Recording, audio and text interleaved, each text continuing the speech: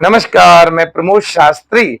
आज मैं आपको इस 9 दिन के नवरात्रे में 9 दिन में कोई न कोई माता का कृपा हुआ होगा, आभास हुआ होगा, जिसके बारे में आपको पता हुआ होगा, नहीं भी हुआ होगा।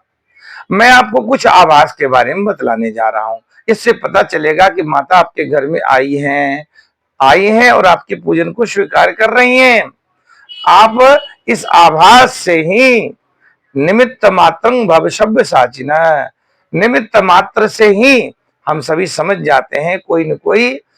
जैसे अगर सुगंध अलग लग रहा है, घर में वातावरण सुगंधित है, पाठ कर रहे हैं, पूजा कर रहे हैं, कुछ अलग सा आभास हो रहा है, अलग सुगंध लग रहा है, सोचो माता जी का आगमन प्रवेश हो चुका है। पूजा के समय अगर कोई विशिष्ट अतिथि है, दामाद हो गया, कोई ऐसे जो परिचित हैं, बहुत दिनों से आए नहीं है, वो अगर आ जाते हैं तो समझ जाइए कि हमारे घर में माता रानी का प्रवेश है।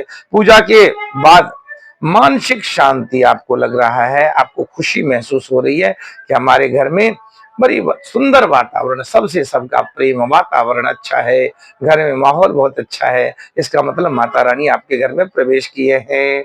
आप जब पाठ कर रहे हो, भजन गा रहे हो, तो भाव के द्वारा आपकी आंखों में अश्रुपात होने लगती है, आंखों से अश्रु बहने लगती। समझ जाइए कि माता जी का प्रवेश हो गया है। इतना ही नहीं, पूजा के समय अगर माता जी या अन्य देवता के चरणों से अगर फूल गिर जाता है, कोई फल गिर जाता है, तो संकेत है माता जी का कि यह जो है निसंदेह माता जी का आगमन आपके घर में आ गया है। पूजा करते समय अगर कोई गेट पर, द्वार पर गौ माता आ गए हैं, गौ माता वाले आवाज दे रहे हैं, तो उठकर जरूर गौ माता की सेवा कीजिए। समझिए आपके घर में साक्षात देवी आई है।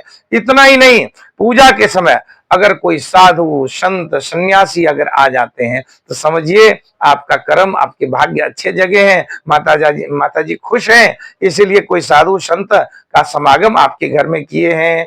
नीलकंठ पक्षी अगर दर्शन हो जाए, नीलकंठ को शुभ माना गया है, अगर नीलकंठ पक्षी आपके दर्शन हो जाते हैं, तब भी समझिए कि हमारे घर में कोई न कोई शुभ माता रानी का आगमन हुए हैं। अगर ज्योत जला रहे हैं, सबके घर में ज्योत जलती है, कोई अखंड, कोई उसी समय में जलाते हैं, तो अखंड ज्योत जलाते समय में ज्योत में से बार बार फुलियां आ रही है, अब बार बार फुलियां उतार रहे हैं, ये माता रानी का आशीर्वाद समझना। ये नहीं समझना कि फुलियां क्यों लग रही है, ये अशुभ नहीं होता, ये शुभ होता है फुलियां लगना।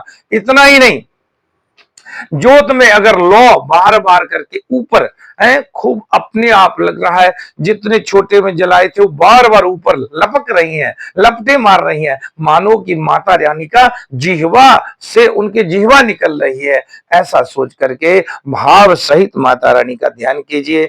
जय माता दी, जय माता दी, जय माता दी।